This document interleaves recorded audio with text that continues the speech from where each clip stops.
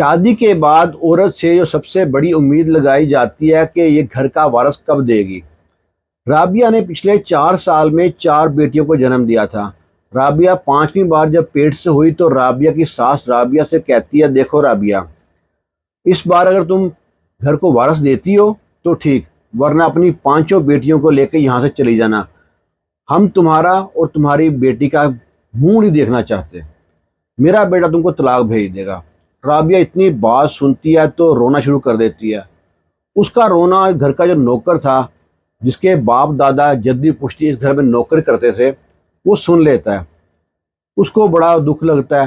وہ رابعہ کے پاس آ کہتا ہے، بی بی جی آپ میری بہن کی طرح ہو، میں آپ کو ایک مشورہ دیتا ہوں، اتنے آپ نے کام کیا ہے، میرا مشورہ مان کے دیکھو، جب تک بچہ پیدا نہیں ہوتا آپ رات کو کچا انڈا پیو، دیکھنا اللہ تعالیٰ آپ کو چاند سا بیٹا عطا کرے گا، مجھ سے لکھوا لو۔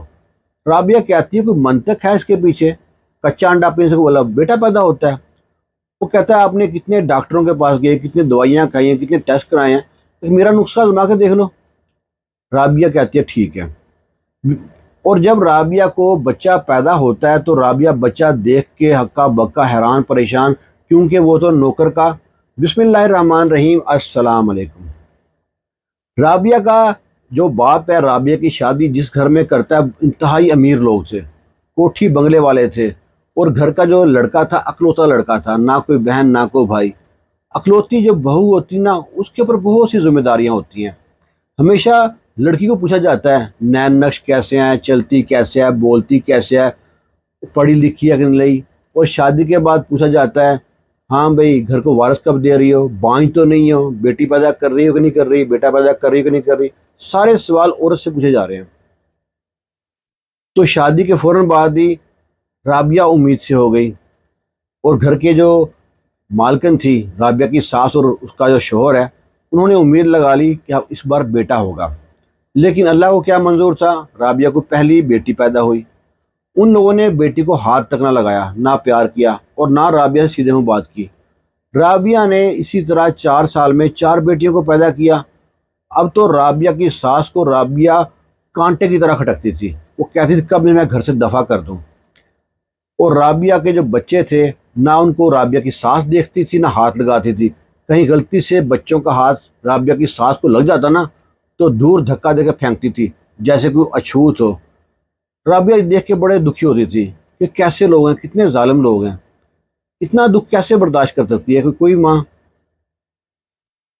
اب رابعہ جو 5ویں بار حاملہ ہوئی تو اس کی ساس نے اسے آ کے کہا، دیکھو رابعہ، میرے بیٹے کے لیے لڑکیوں کی کوئی کمی نہیں ہے، ہم نے تم کو 4 سال برداشت کیا ہے، اگر تم گھر میں بیٹا پیدا کرتی ہو، گھر میں وارث دیتی ہو نا، اس گھر پہ تم راج کرو گی، مہارانی طرح رہو گی۔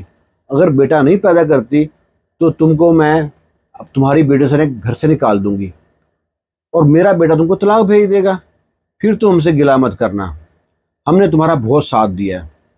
رابعہ بیچاری روتی ہے، بہت پریشان ہوتی ہے۔ رابعہ نے اسی وقت نا نوکر سے پہلے کہا تھا میرے لیے جوس لے کے آؤ۔ اب نوکر جوس لے کے جب کمرے میں داخل ہوا تو رابعہ کی ساس رابعہ کو ڈانٹ رہی تھی، اور جب ساس چلی گئی تو رابعہ زاروں قطار رو رہی ہے۔ نوکر کے سامنے رابعہ برداشت نہ کر سکی اپنے آنسو، اور روتی رہی۔ نوکر رابعہ کے پاؤں کی طرف بیٹھ کے کہتا ہے، بی بی جی آپ میری بہن کی طرح ہو، میں آپ کا دکھ نہیں برداشت کر سکتا، میں آپ کو ایسا ٹوٹکا بتاتا ہوں جو ہمارا خاندانی ٹوٹکا ہے، آپ یہ ٹوٹکا آزماؤ، دیکھنا بیٹا ہی پیدا ہوگا، مجھ سے لکھوا لیں، شرط لگوا لیں۔ رابعہ کہتی کیا روش نسخہ ہے تمہارا؟ کہتا ہے شام کو آپ نے کچا انڈا کھا کے نا کچا انڈا پیا کرو۔ رابعہ کہتی اس میں کوئی منطق بھی ہے، اپنے پاس سے کہہ دیا۔ وہ کہتا ہے بی بی جی آپ نے کتنے ڈاکٹروں کے پاس ٹیسٹ کرائے، کتنی دوائیاں کھائی ہیں، جہاں پہ اتنا کچھ کیا ہے ایک میرا نسخہ بھی آزما کے دیکھ لو۔ رابعہ کہتی چلو، رابعہ اس کی بات مان لیتی ہے۔ رابعہ اس سے کہتی ہے ٹھیک ہے، تم کو شام کو یہ ذمہ داری تم نے پوری کرنی ہے، کہیں میں بھول بھی جاؤں تو تم نے انڈا لے کے آ جانا ہے۔ وہ کہتا ہے بی بی جی آپ بھول جائیں، سمجھے کہ یہ کام میرے ذمہ لگ گیا اور میں اس کو ذمہ داری سے کروں گا۔ اب ڈیلی شام کو رابعہ کے لیے ایک کچا انڈا اور دودھ لے کے آتا، رابعہ پی جاتی، اسے برا تو لگتا لیکن وہ پی جاتی، مجبوری تھی کہ اگر بیٹا پیدا نہ ہوا تو گھر سے نکال دیں گے۔ رابعہ کی ساس ایک دن اپنی ہمسائی سے بتلا رہی ہے، اس سے کہتی ہے کہ بہن میں تو اپنی بہو سے بڑی تنگ ہوں، شکر ہے بانج تو نہیں ہے، پر جب بھی پیدا کرتی ہے بیٹیاں پیدا کرتی ہے۔ اس بار میں نے صاف صاف کہہ دیا ہے کہ میں اگر بیٹی پیدا کی تو نے تو میں تمہیں طلاق دلوا کے گھر سے نکال دوں گی، ذرا لحاظ نہیں کروں گی۔ رابعہ پھر سنتی ہے تو روتی ہے۔ اتنے میں رابعہ کا شوہر آ جاتا ہے۔ رابعہ ان سے کہتی ہے کہ آپ کی ماں نا ہمسائی سے اس طرح بات کر رہی تھی، اگر بیٹا پیدا نہ کر پائی تو واقعی آپ مجھے طلاق دے دو گے؟ اس کا شوہر جو بات کرتا ہے نا، رابعہ کے دل پہ خنجر کی طرح لگتی ہے۔ وہ کہتا ہے دیکھو رابعہ، اس گھر میں میری ماں کی حکومت ہے، اگر میری ماں کہے گی کہ رابعہ کو طلاق دے دو تو میں 1 منٹ نہیں لگاؤں گا، تمہیں طلاق دے کے گھر سے نکال دوں گا، بس اگر تم بیٹا پیدا کرتی ہو تو یہاں پہ راج کرو گی۔ رابعہ بیچاری بڑی دکھی ہوتی ہے، ایک شوہر کا سہارا ہوتا ہے وہ بھی میرے ساتھ نہیں ہے، بیچاری روتی رہتی ہے، اور انڈا والا جو سسٹم ہے نا اس کو بھولتی نہیں ہے، شام کو ڈیلی انڈا کھاتی ہے۔ ایک دن کیا ہوتا ہے کہ نا جو گھر کا نوکر ہے وہ گھر میں غائب ہو جاتا ہے، جو اکرم ہے، اور جو رابعہ کا شوہر ہے وہ کہتا ہے اکرم کہاں چلا گیا، آج میرے خاص مہمان آنے تھے، اسے آج ہی کہیں دفع ہونا تھا، پتہ نہیں کہاں مر گیا۔ اکرم کو برا بھلا کہہ رہا ہے۔ رات کے لیٹ نائٹ اکرم آ گیا۔ اکرم اپنے مالک سے جا کے معافی مانگتا ہے، مجھے کچھ کام تھا میں وہاں پہ چلا گیا۔ رابعہ کہتی ہے اکرم تم نے آج تک چھٹی نہیں کی، آخر تم گئے تو گئے کہاں؟ اکرم نے کوئی جھوٹ بول دیا، لیکن رابعہ کو یقین تھا یہ کچھ نہ کچھ الٹا سیدھا ہو رہا ہے گھر میں۔ ایک دن کیا ہوتا ہے کہ نا رابعہ کا جسم بہت درد کر رہا ہے، اور ابھی تک اکرم انڈا لے کے اور دودھ لے کے نہیں آیا۔